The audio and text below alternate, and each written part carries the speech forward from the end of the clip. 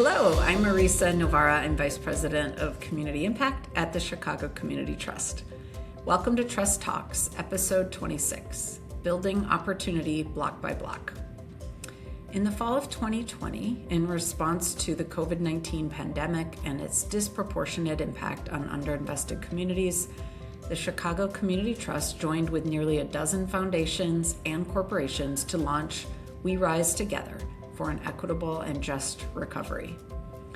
This collaborative effort brought together philanthropy, business, the public sector, and community partners to support economic recovery where it was needed most, in the communities that were hardest hit by COVID and often overlooked in previous recoveries.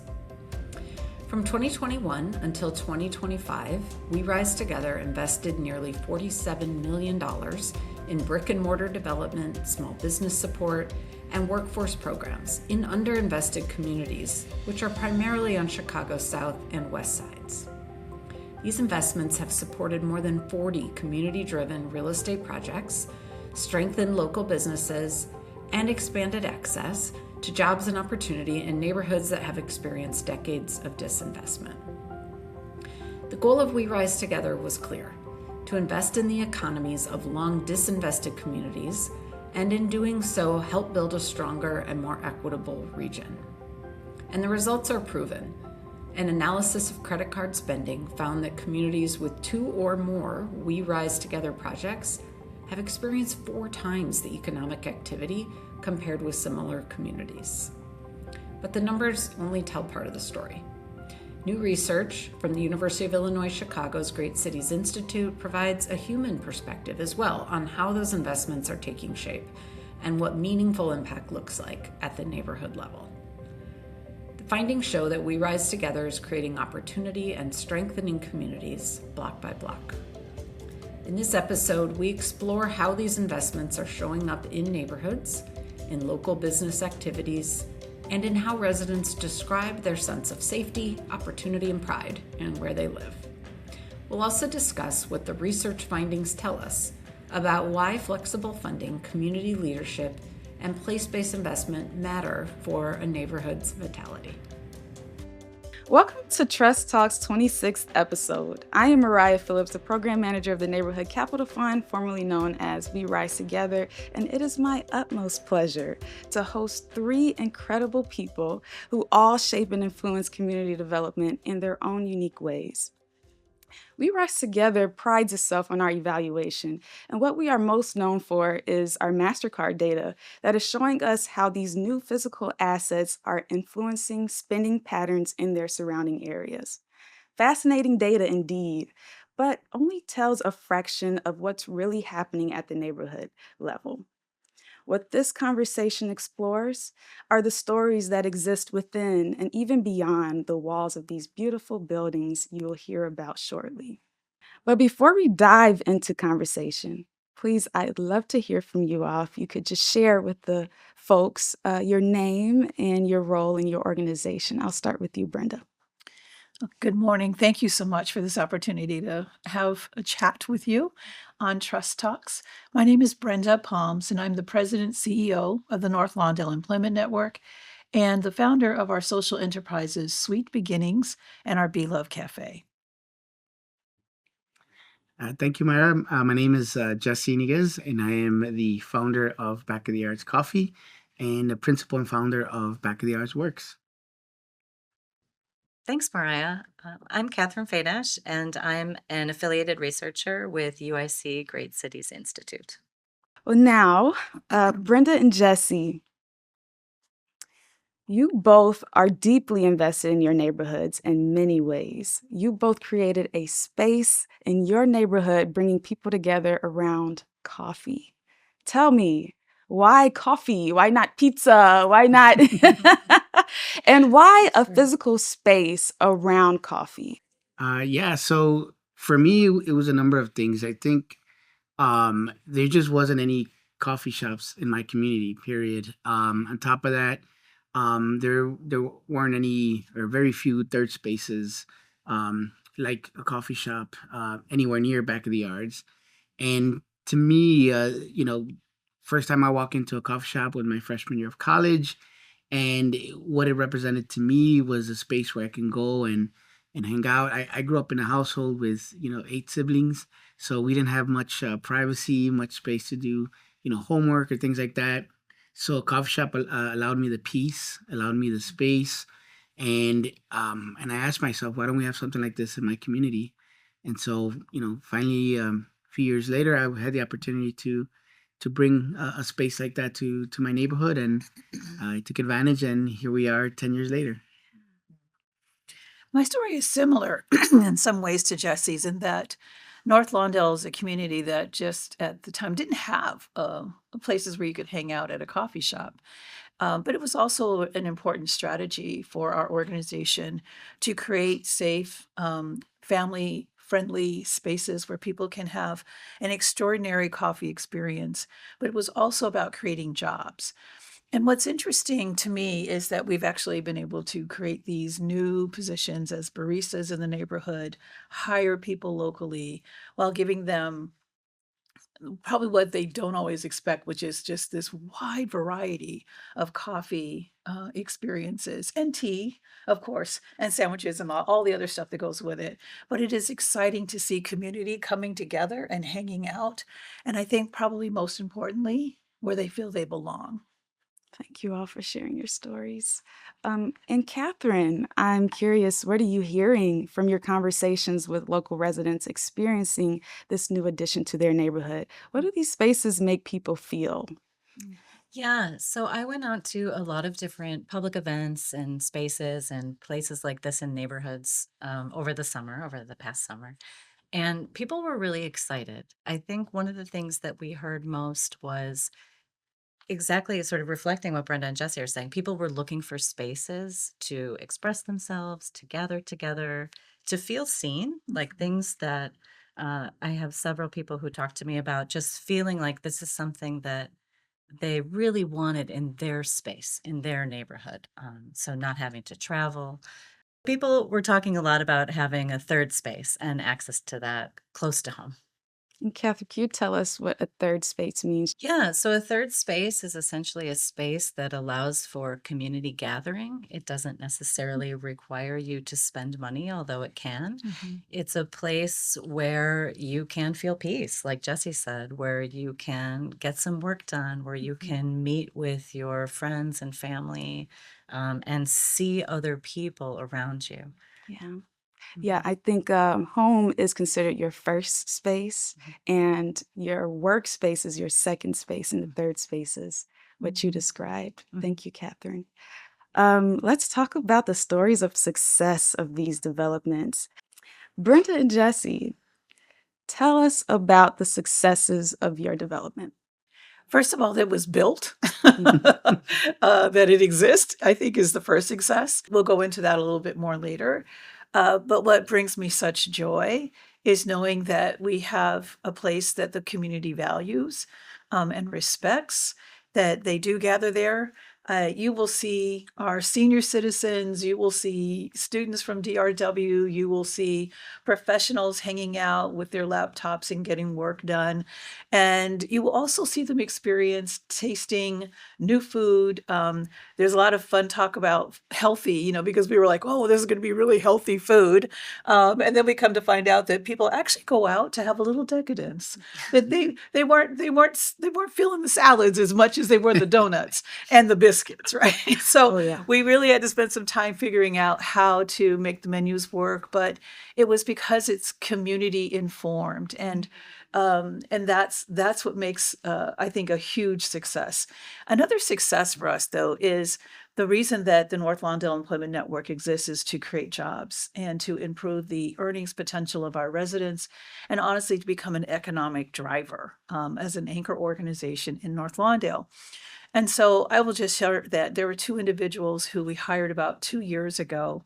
They went through our U-turn permitted program, which is a job readiness program for individuals returning after incarceration. We hired them in the cafe. They were wonderful. They learned a lot. In just about 4 months, both of them transitioned into full-time permanent jobs working at 2 different Starbucks. So Starbucks has become a really important employment partner for us, and they're doing extremely well. And now they have benefits that include, tuition reimbursement and so many more things that are family supporting for them. So I think that's an incredible success for us as well. I can tell more, but I would also say that success is that if you build it in this particular case, people will come, but you also have to make it a place that is inviting and that is inclusive and be really intentional about that. Yeah, I mean, where do you even begin, right? There's so many tangible and intangible moments and successes since we've opened up this new space. I think the first is the most obvious is just being able to open the space in this building is a historic landmark that was blighted and kind of abandoned for so many years, and we've brought some life into it, right? And I think for me, that's one of the most beautiful things. I grew up in that neighborhood. 47th and Ashton is has always been our number one economic corridor, and that's a big building that immigrants and migrants from the South, when they would arrive to back of the yards, they would shop at the old Goldblatt's building. That's where they would buy their stuff. I think someone once called it the Macy's of the working class. And yeah, even my parents and my in-laws, they have stories of when they bought their first coats in that building. So to be able to own a little piece of it, to me, that's huge. And not just own it, but essentially giving it back to the community. One of those ways that we do it is by hiring local and paying, fair, sustainable wages. That's something that's super important to me. We want to make sure that people who are employed with us, have meaningful, sustainable jobs that pay, wages that are, living wages, right? And so that's one of the successes. Our manager at the shop started as a barista, and she's kind of taking the reins, and she's the one training all the rest of the employees and just kind of bringing everything together. But I think one of the successes that we were not expecting was when I first came up with this idea of a third space in back of the yards. I had in mind opening it up to young people in the community, because as a young person growing up there in the neighborhood, I knew that was a need for me. What I didn't anticipate was how much of a resource and a space it would be for seniors. Every Monday now we have between 40 to 50 seniors who come in for a free coffee and a pastry. And it's beautiful because it's not just the seniors coming, they're coming with their family, they're coming with their friends, they have little cliques now, and our staff already knows their drinks, so they have it ready before they even get to the counter. And it just become a community, and what a beautiful way just to kick off a Monday morning at 9 a.m. than to see a bunch of seniors kind of congregating, coming out of their houses, and where they don't necessarily come out on a daily basis, to be able to come in space and look forward to coming and enjoying themselves. To me, that's one of my biggest successes. Oh, I love hearing this. And you all really do serve such tasty food and drinks. Like, take it from me.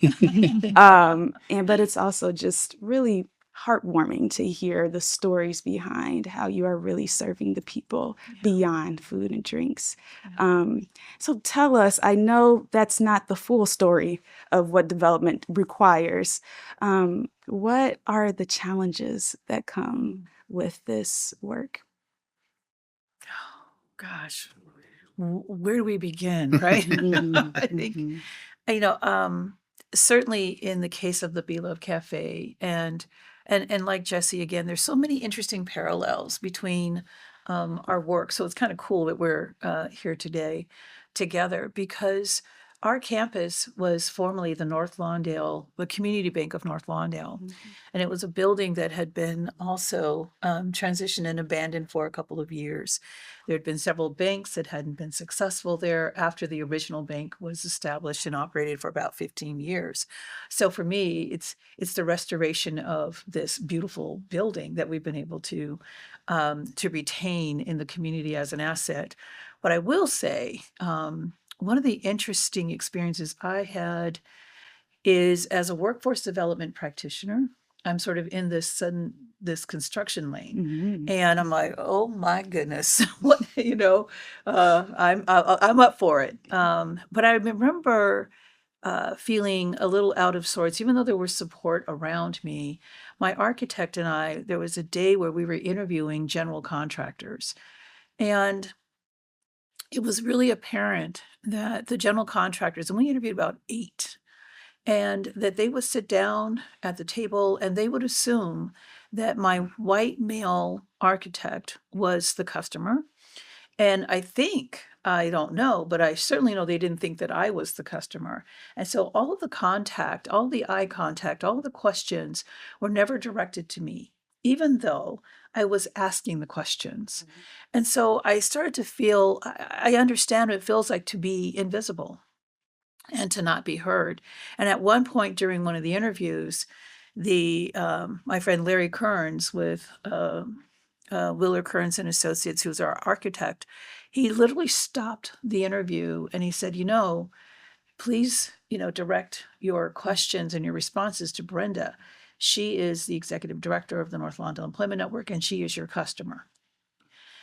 And I really appreciated him being bold enough to stop the conversation and to say that, because I was feeling it and I was trying to say, I am who you need to be engaged with. So as a Black woman, sometimes it's easy in this sector in construction to feel really invisible, and that you have to learn how to find your voice in this process. And then, of course, we did this work during COVID. And so that had its own special challenges for sure. Shipping costs. So I had all these cost overruns. And how do you value engineer, which is to get the same thing you want, but at a lower rate. So learning so much about the industry very, very quickly. And happy to say that we actually opened up the campus on time. So those are some of the lessons around it. The other is, it was so important that the community felt ownership in this process. And one of the things that the community wanted was this coffee shop. But I really received pushback from what's called a planned development.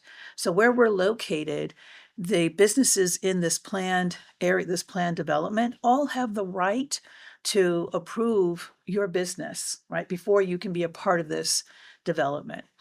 And to believe it or not, I couldn't believe that we actually received pushback from some of the businesses in this development.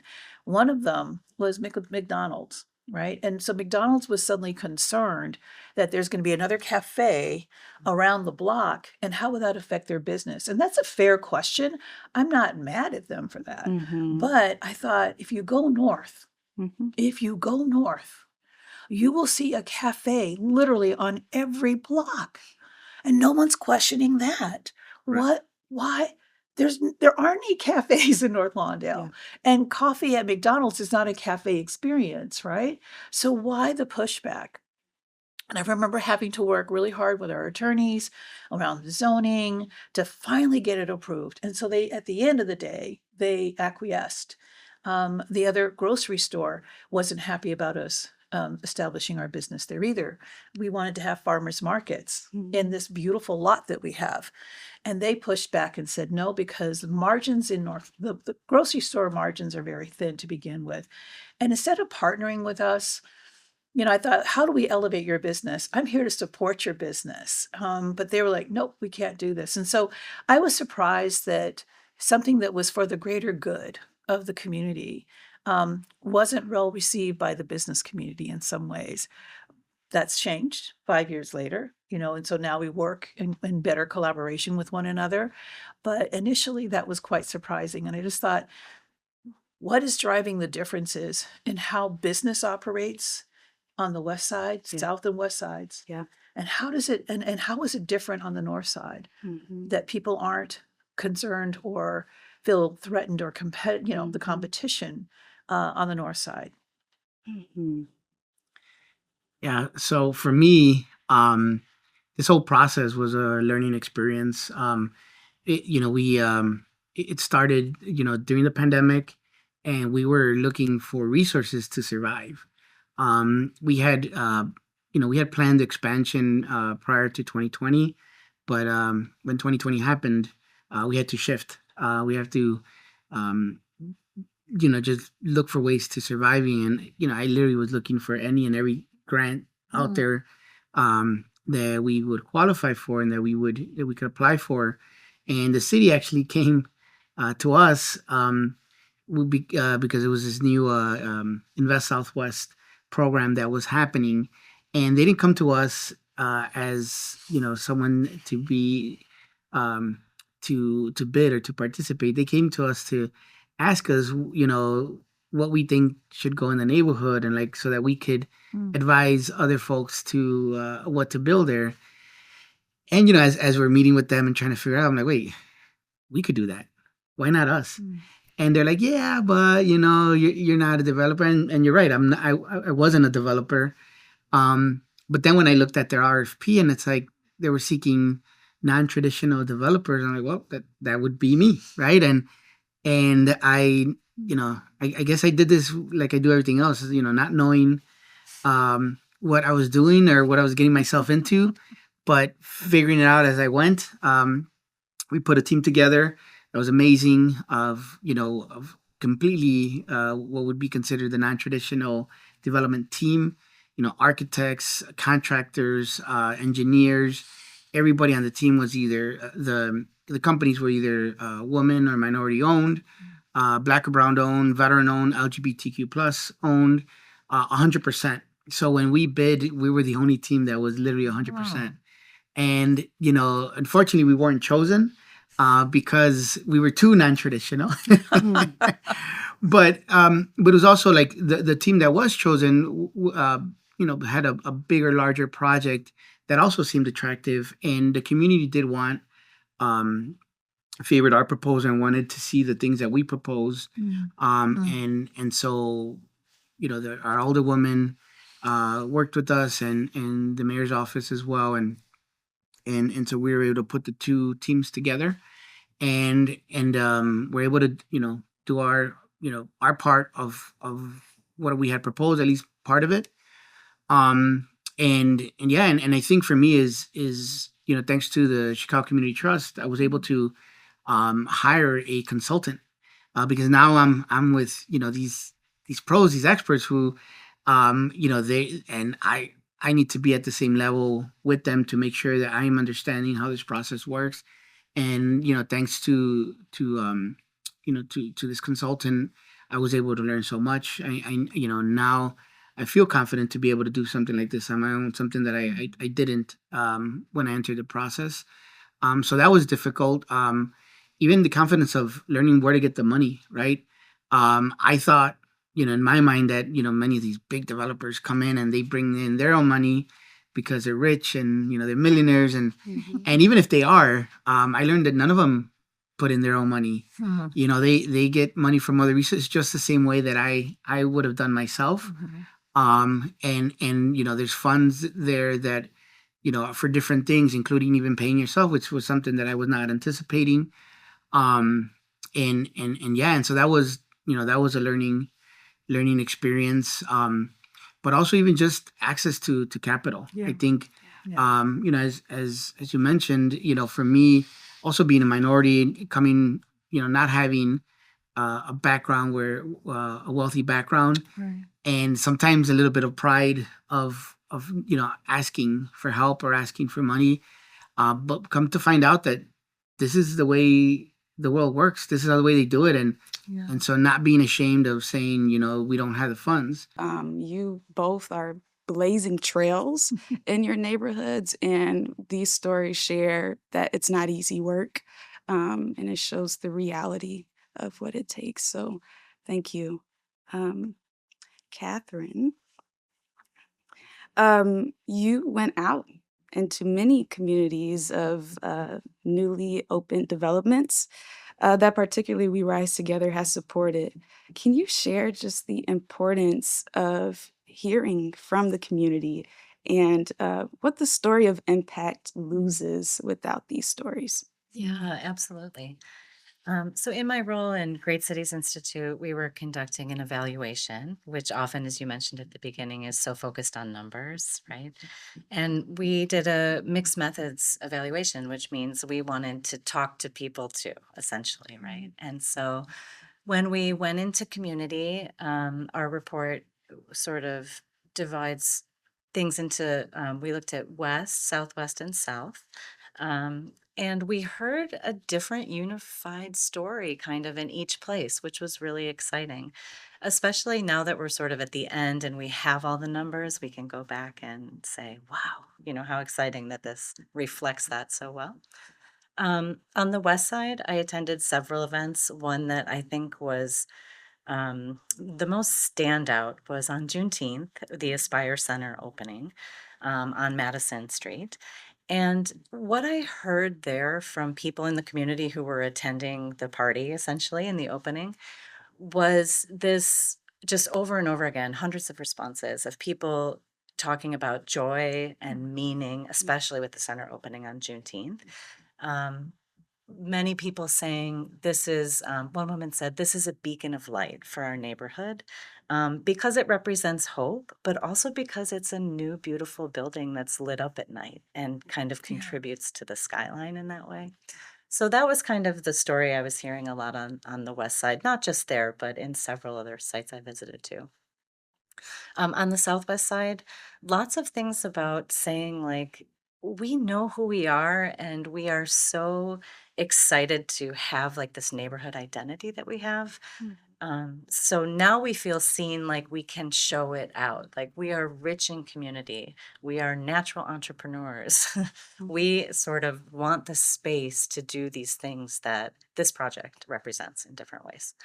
And that was sort of businesses and also a mural opening in Gage Park, for example. In Back of the Arts, I heard a lot of people saying things like, um, this is like nobody ever thinks about farms in Back of the Arts. We're so good at it, or we have so many different connections in different ways. So that was really exciting, sort of like the network of Southwest Side stories. And on the south side, we heard a lot.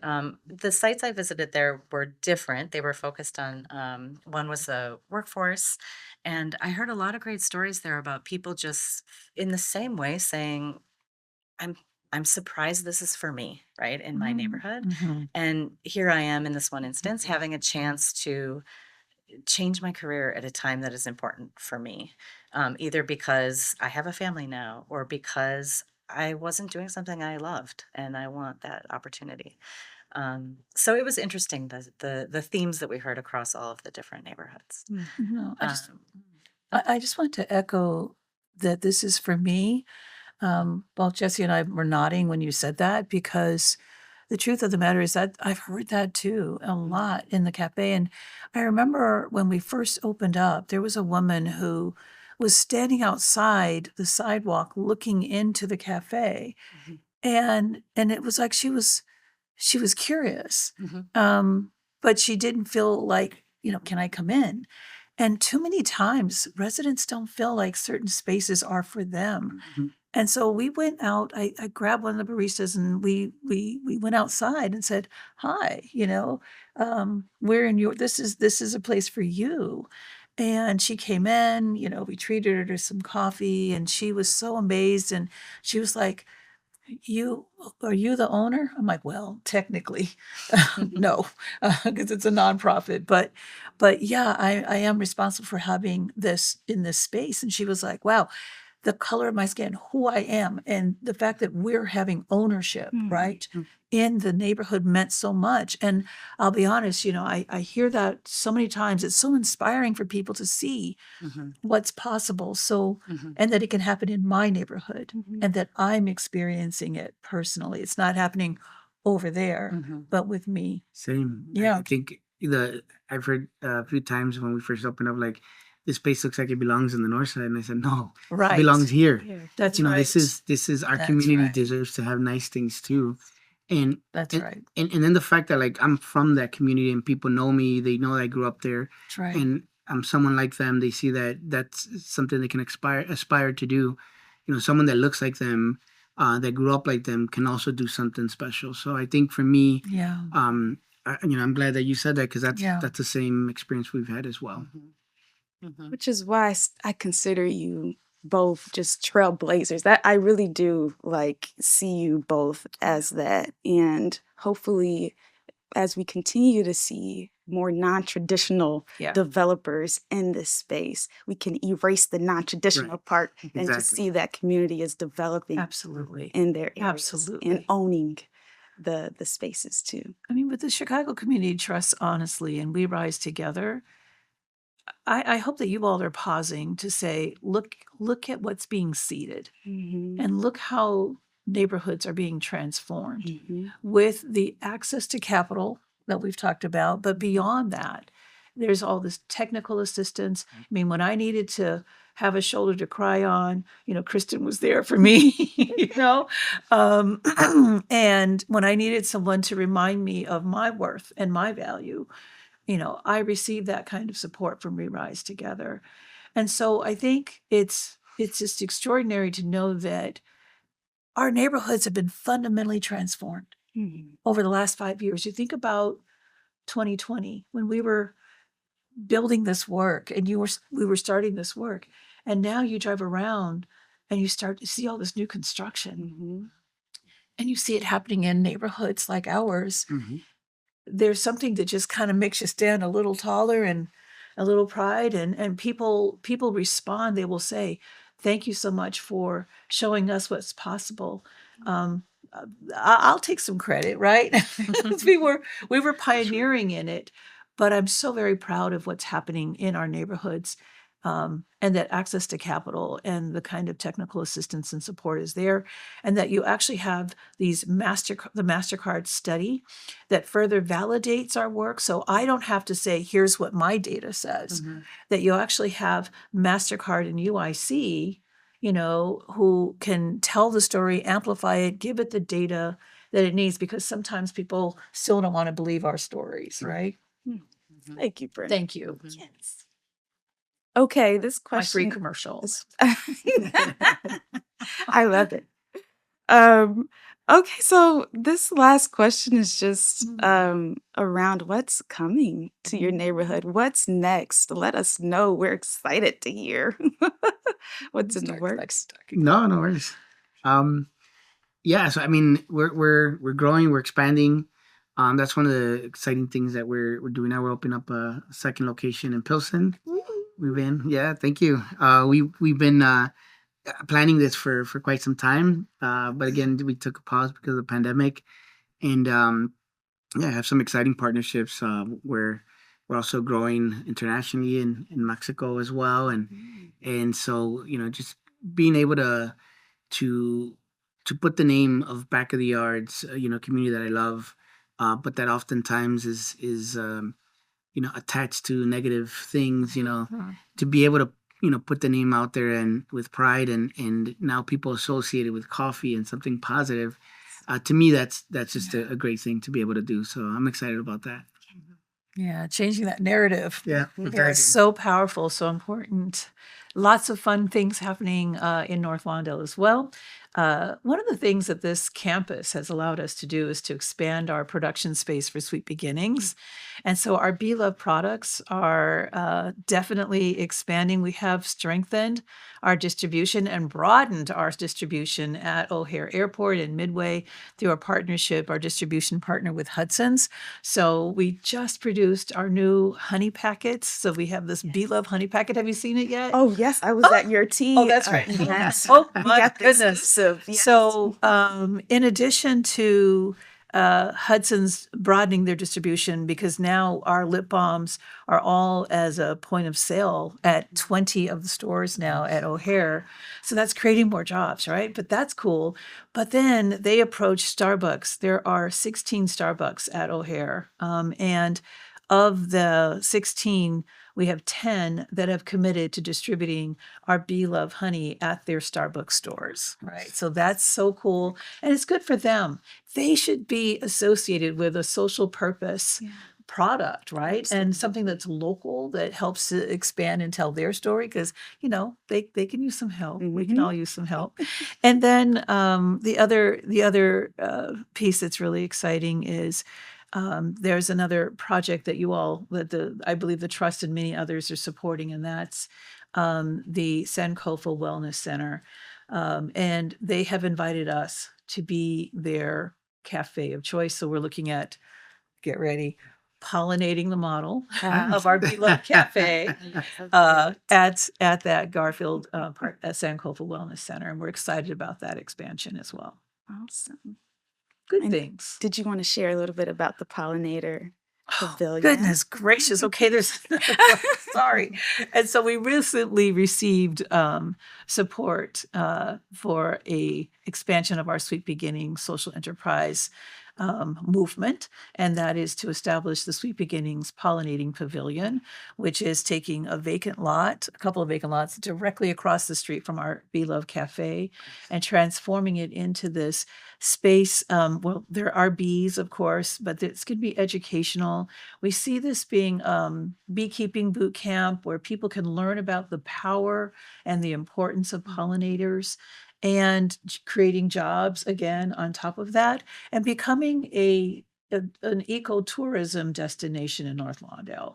Come to North Lawndale and experience the coffee, of course, but then come across the street and learn about the power of pollination in our food and ecosystem. And Catherine, I know you're hearing a lot from residents on the south and southwest side and the west sides saying what they want to see happen in these communities next. What are you hearing? Yeah, absolutely. One of the things I heard a lot about was, I think the best way to describe it is less friction. People want it to be easier to move around, to get to the third spaces they want to go to in their neighborhood. Um, and I think to express themselves. I heard in a lot of contexts I was visiting where art was a piece of this. People were saying, we want more of this. We want this for our youth. And so the sort of less friction is one part. And the other part is that everybody I talked to throughout this evaluation said, we would like more of this. Like, please, Chicago Community Trust, we rise together. Like, please keep this going. And for all of the reasons I mentioned before, people saying that they feel seen for the first time, or they have their own ideas, or they're working with people in their neighborhood. And so that was really exciting to hear. I know you have a story in particular. I'd love to hear you just share about the woman in her writing. Yeah, I What did she was write? absolutely. I visited the North Lawndale Employment Network, and I was so excited to be invited to go there. And, it's a little strange to say, hey, I'm a evaluator. I work at a university. Like, can I just come talk to you about some stuff? So everybody was so welcoming. And it was the first day, I believe, or possibly the second day of, I think it was the U-Turn Permitted program. And we had lunch then. And so everybody sort of sat down, and I was there with a little microphone, talking with people. And amazing stories, so many amazing stories that people were sharing just there with the business ideas and hearing what's next from people and what their neighborhood was like and how they see it now. And in all of this, I had asked people, because of course we're still after data, to fill out a little form at the end and just to kind of share what, if there was anything else they didn't want to share publicly. And one of the questions was, what are you looking forward to most? And just kind of leaving it open ended. And one woman who had shared, everybody shared throughout the lunch, but had seemed kind of shy and reserved and maybe wasn't ready yet to share like everything in our very vibrant kind of conversation. And she wrote in huge, beautiful letters, life, and dotted the I with a star. And every time I just got goosebumps. Every time I think of it, I just felt so much joy for her. And she was so excited and so there and present. And I feel lucky getting to go visit all of these sites. There's so much hope there, and that's Well, that's what we walked away with. it's really interesting the power of data can be a standalone, but it's the stories of impact and the personal stories that give that data life. And when she talked about what are you looking forward to, it just tells you how much she hasn't felt she's lived life, but that she is optimistic and that she is hopeful. Because of what's happening in community. You said it, Brenda. Man. Thank you. Yeah, life. These spaces are breathing life into these neighborhoods. And the spaces themselves, I feel, are like living and breathing in itself and growing and influencing growth in the neighborhood. So thank you all for sharing your stories behind these numbers that can sometimes limit what's really happening in these communities. What's happening in these communities cannot merely be captured or limited to data and statistics. There is something happening that is way beyond data, and it is felt rather than evaluated.